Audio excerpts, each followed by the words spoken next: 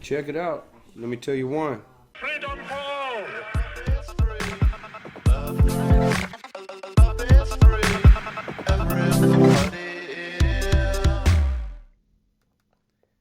What is up, my MMA brothers and sisters?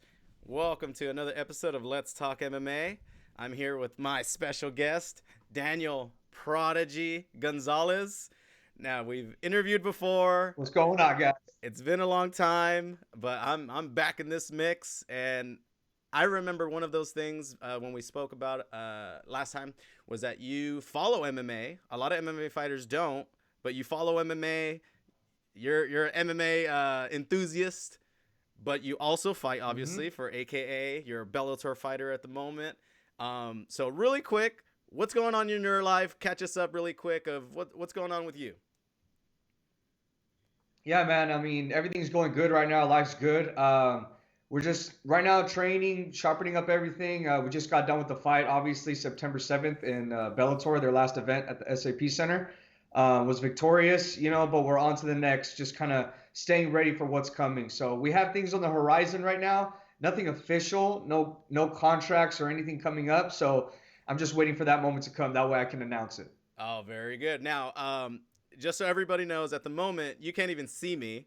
So you're just talking to a blank screen.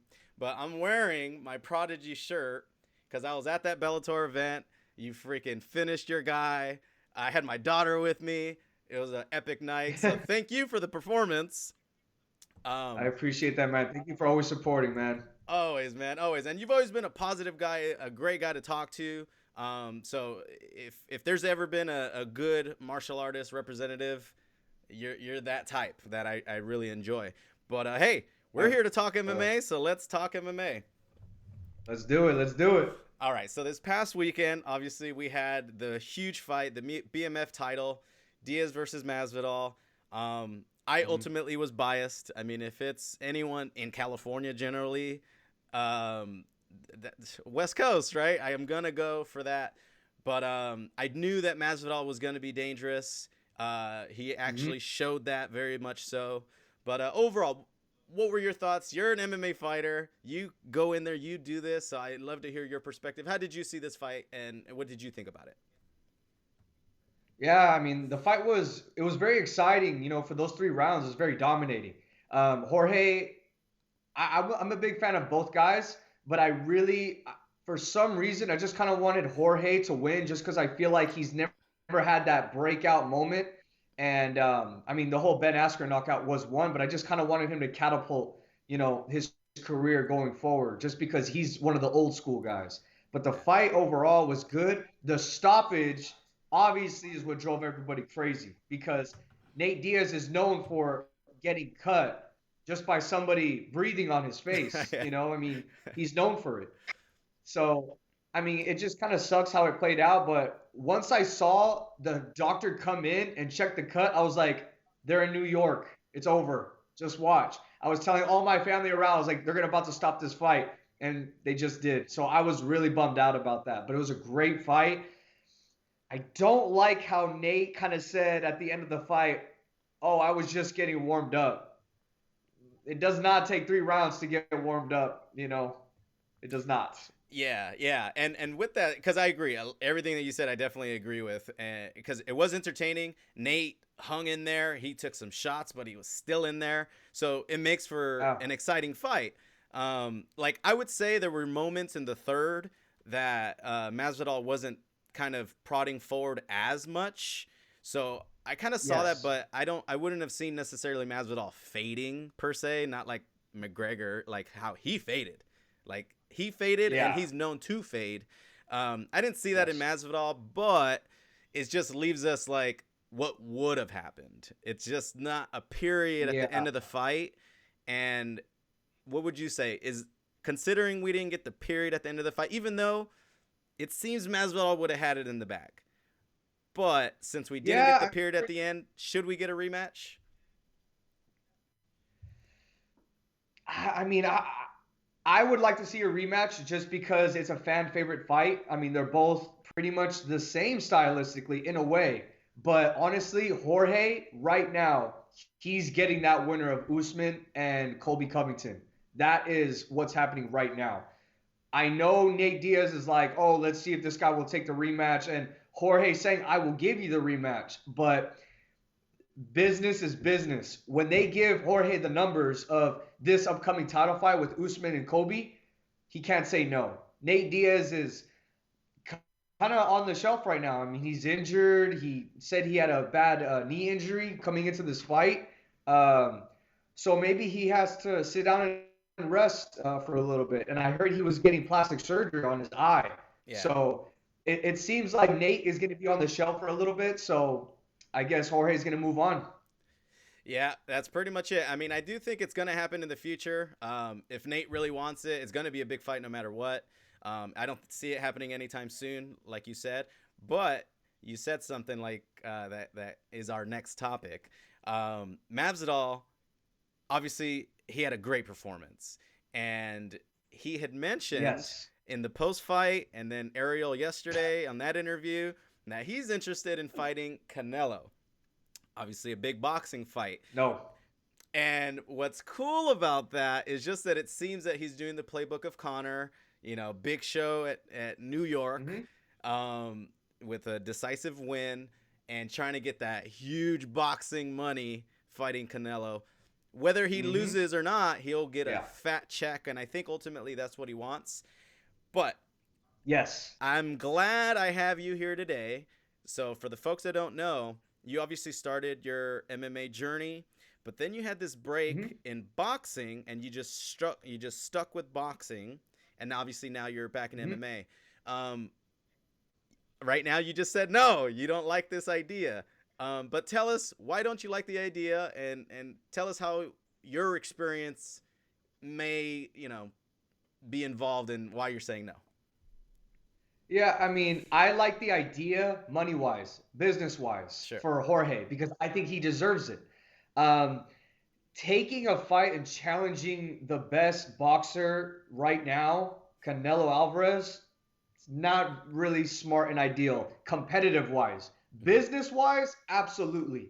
I would encourage Jorge to obviously take that for the business point. I mean, Conor obviously made a lot of money. He's not really doing anything anymore because he knows, like, hey, that brought me to all these levels where I can do whatever I want. But it's not competitive wise. Canelo would smoke him badly. You can't beat somebody that is his discipline. Canelo's boxing, he's been a professional since he was 15 years old. It's just not really ideal. And me as an MMA fighter, like, I would say my best attribute is striking. And then when I went to go boxing and sparring these pro boxers, it is very, very different. Very different. So they hit harder, they move better. It's different, and it takes a while to adjust. It really does. And I get it. We want to challenge ourselves. Jorge thinks he can put up a good fight, but it's more, money than anything, because he knows it can take him to up there. Let me ask you this question. So Mayweather and McGregor, Mayweather's obviously a genius when it comes to, he's not going to take a fight unless the odds are on his side. So when he went to accept this fight with McGregor, it happened quick. Obviously not giving McGregor a lot of time to kind of get into that boxing style and all of that. What would you say?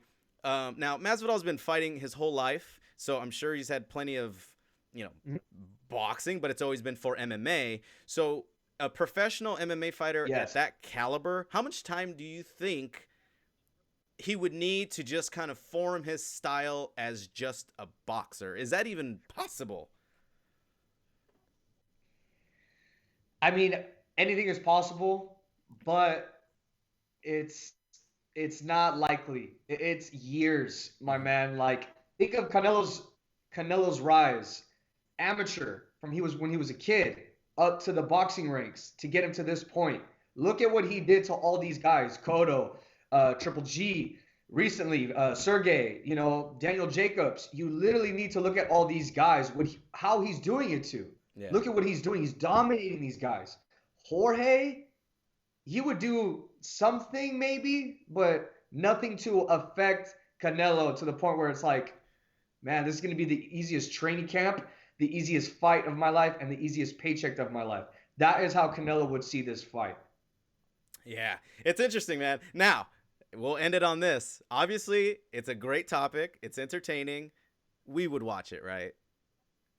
Very.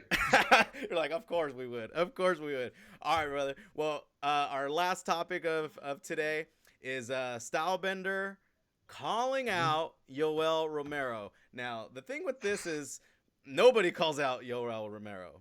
Nobody. And for him to do it because Paulo Costa, that would have been the fight, right?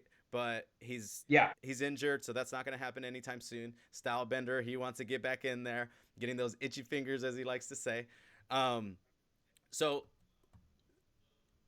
wait, hold on. I have not been a good DJ over here. Hold on a second. I have like all these photos that I have not been using. But here we go. All right.